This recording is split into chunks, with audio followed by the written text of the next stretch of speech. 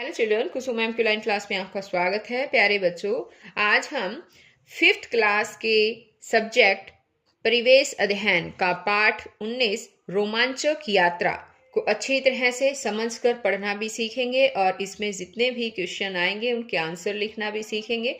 सभी बच्चे वीडियो को शुरू से लेकर अंत तक पूरी देखें ताकि आपको इस पाठ में जो कुछ भी सिखाया जाए वो सब आपको अच्छी तरह से समझ में भी आ जाए और आपके एग्जाम में भी जितने क्वेश्चन पूछे जाए उनके आंसर इजीली दे पाएं और आपके अच्छे मार्क्स आ जाएं।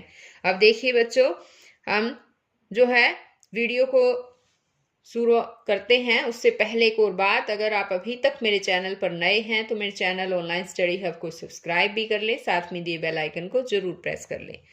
तो देखिए शुरुआत करते हैं हम। पेज नंबर है यहाँ हमारा 156, 156 पेज नंबर से शुरुआत कर रहे हैं। कदम बढ़ाए जा।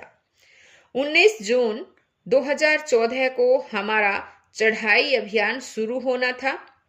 इसके लिए हम पूरी तरह तैयार थे और उत्सुक भी। हम संस्थान की गाड़ी से बुक्की गांव में के लिए रवाना हुए। रास्ते में पहाड़ियों और पेड़ पौधों के दृश्य हमें अपनी ओर आकर्षित कर रहे थे। हम शाम को बुक्की पहुंचे। यह स्थान भागीरथी नदी के दाएं किनारे पर स्थित बस अड्डे से 2 किलोमीटर की दूरी पर है। हम लगभग 2 किलोमीटर की चढ़ाई चढ़कर कपड़ा शिविर नामक स्थान पर पहुंचे। हमने वहीं आराम किया। ग्रुप के प्रत्येक सदस्य ने इस यात्रा का आनंद लिया। अगले दिन हमने फिर चढ़ाई शुरू की। यहाँ पर देखिए एक बार, जहां पर ये गए हैं वहीं का ये दृश्य दिखाया गया है। ये देखिए, अब आगे इसने कहा है अगले दिन हमने फिर चढ़ाई शुरू की। प्रत्येक पर्वतारोही की पीठ पर 10 से 15 किलोग्राम वजन का सामान था। इसमें कई आवश्यक वस्तुएं थी। जैसे अब देखो कौन कौन सी आवश्यक वस्तुएं होती है, ध्यान से देखो। पानी की बोतल, रस्सी, हुक, प्लास्टिक शीट, टॉर्च, सीटी, तौलिया, साबुन, कैमरा, हवा रोकने वाली जैकेट यानी कि wind cheater, glucose, first aid box और कुछ खाने पीने का सामान। चलते चलते हम थक गए थे। हमने बिस्कुट खाए। थकान और पीठ दर्द के कारण मुझे चढ़ने में थोड़ी कठिनाई हो रही थी। मेरा थोड़ा सामान सुमन ने ले लिया। अब हमने जाना कि पर्वतारोहण में एक दूसरे का सहयोग और टीम वर्क कितना जरूरी है।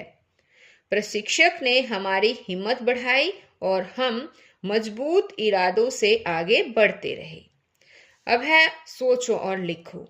पहाड़ों पर कचरा न फैले, इसके लिए तुम क्या सुझाव दोगे? बताओ बच्चों, कोई सुझाव है आपके पास कि पहाड़ों पर कचरा ना फैले? हाँ, तो इसका आंसर आएगा पर्वतों पर कचरा निपटान की व्यवस्था की जाए। पर्वतों पर प्लास्टिक और पॉलीथीन ले जाने पर रोक लगा दी जाए। पर्वतारोहियों के लिए सुनिश्चित किया जाए कि वे अपने कचरे को समेटकर अपने पास रखें, इधर उधर मत फेंकें। अब आगे है, यदि तुम्हें पर्वतारोहण पर जाना हो तो अपने साथ इनमें से क्या क्या ले जाना चाहोगे? नीचे दिए स्थान पर लिखो। तो यहाँ पर देखो बच्चों, जैसे रस्सी दे रखी है, रस्सी लेकर जाएंगे, खाने की चीजें भी लेकर जाएंगे, जूते, टॉर्च, सीटी, पानी की बोतल, हॉकी स्टिक। तो हॉकी स्टिक तो नहीं लेके जाएंगे, है ना। पानी की बोतल वगैरह ये सारी चीजें लेकर जाएंगे। हॉकी स्टिक की जरूरत नहीं है, बॉल की भी आवश्यकता नहीं है, बैडमिंटन का रैकेट ये भी नहीं ले जाना, साइकिल नहीं ले जाएंगे, पतंग भी नहीं लेकर जाएंगे। गर्म कपड़े, हाँ गर्म कपड़े जो हैं वो लेकर जाएंगे, विंड चीटर भी लेकर जाएंगे। तो यहाँ पर देखो मैंने लिख भी दिए हैं जो हमें लेकर जानी है चीजें। आगे है, क्या तुमने रस्सी और हुक का इस्तेमाल कहीं और होते देखा है? यदि हाँ तो कहाँ पर? तो इसका आंसर आएगा हाँ, मैंने रस्सी और हुक का प्रयोग कारखानों में भारी सामान को उठाने के लिए करते देखा है। आगे है कुदरत की गोद में। अगले दिन हमें गुर्जर हट जाना था, यानी कि गुर्जर हट जाना था। यह स्थान 3500 मीटर की ऊंचाई पर ग्लेशियर से 5 किलोमीटर दूर है। हम कपड़ा शिविर से सुबह 10 बजे रवाना हुए। थोड़ी दूर तक तो चढ़ाई आसान थी, लेकिन धीरे धीरे मुश्किल होने लगी। पहाड़ पर कहीं कहीं पत्थर भी खिसक रहे थे। हम सावधानी पूर्वक छड़ियों के सहारे पैर जमाते हुए आगे बढ़ रहे थे। रास्ते में देवदार के वृक्ष मानो आकाश को छू रहे थे।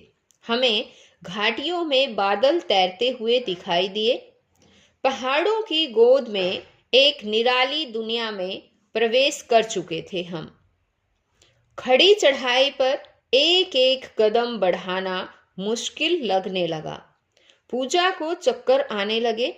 हमारे सर ने पानी में ग्लूकोज मिलाकर उसे पिलाया। थोड़ी देर बाद वह ठीक महसूस करने लगी। कई घंटों की लगातार चढ़ाई के कारण मेरे पैरों में सूजन आ गई तथा छाले पड़ गए, किंतु गुर्जर हट पहुंचने का उत्साह कम नहीं हुआ।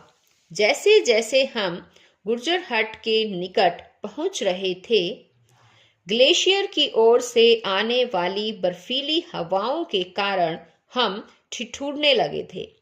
अब हम गुर्जर हट से मात्र 2 किलोमीटर की दूरी पर थे। हमारी हिम्मत जवाब देने लगी थी, लेकिन मन की ताकत से हम आगे बढ़ते रहे।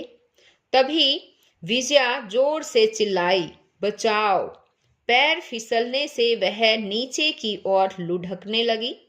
विक्रम सर ने जोर से कहा, डरो नहीं, किसी पत्थर को पकड़ लो।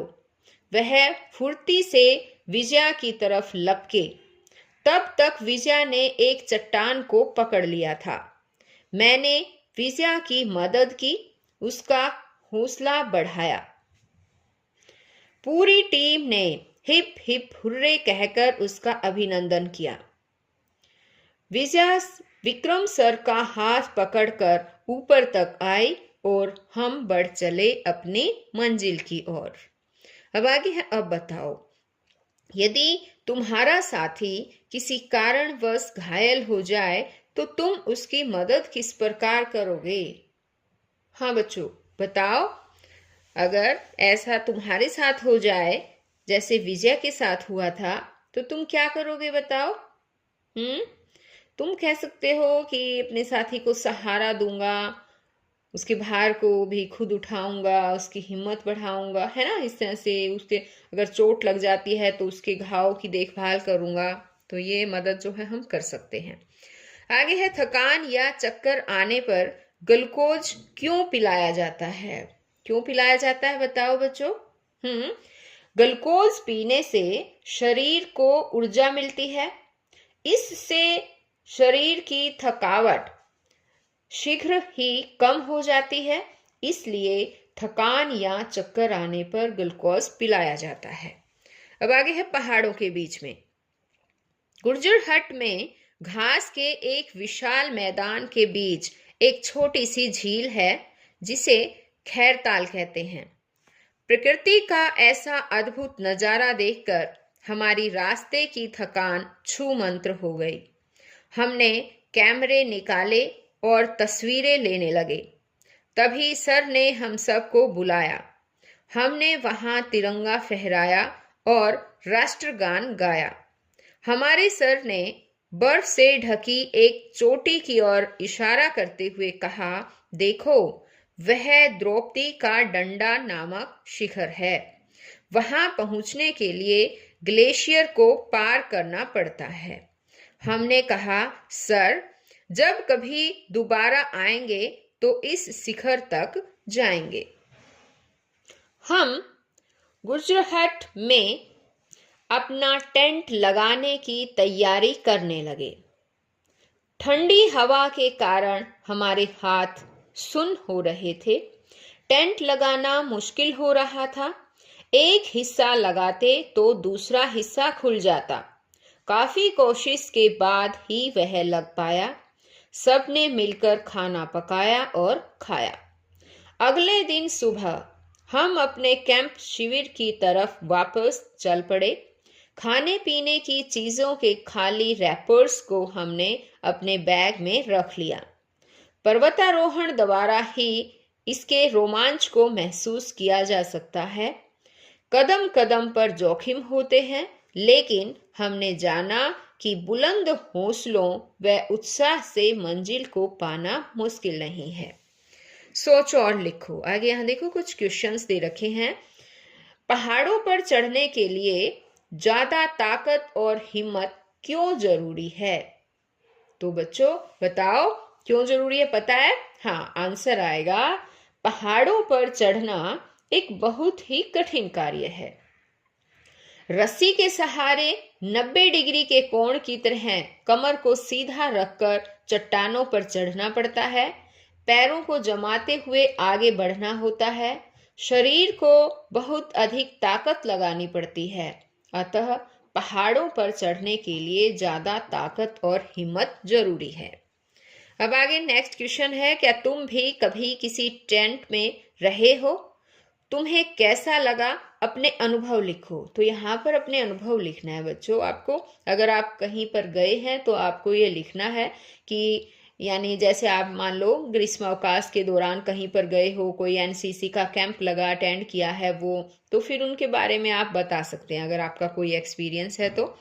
आगे, क्या तुमने कभी टेंट में लोगों को रहते हुए देखा है? यदि हाँ तो कहाँ रहते हुए देखा है तो आप बता सकते हैं बच्चों। जैसे हमारे कई बार होता है गांव के आसपास फौजियों के भी टेंट लग जाते हैं, वो देखे हैं, तो उनका नाम ले सकते हैं आप और यहाँ पर लिख भी सकते हैं। उन्हें वहां रहना कैसा लगता होगा? कैसा लगता होगा बताओ? उन्हें वहां रहना अच्छा लगता होगा, लेकिन उन्हें भी कई तरह की मुश्किलें आती होंगी। जैसे मौसम खराब हो जाता है तो जो है आंधी तूफान आ जाते हैं तो टेंट भी जोर जोर से हिलने लगता है ना? और रात हो जाती तो जानवरों के आने का भी डर उनको लगा रहता है। तो कई इस तरह से उन्हें थोड़ी मुश्किलें भी आती होगी, है ना? आगे है, आओ ये भी करें। पता करो और लिखो। तुम्हारे राज्य में कौन से ऐसे पर्वतारोही हैं जिन्होंने माउंट एवरेस्ट या अन्य चोटियां फतेह की है? देखिए, पर्वतारोही का नाम लिखना है और फतेह की गई चोटी का नाम लिखना है।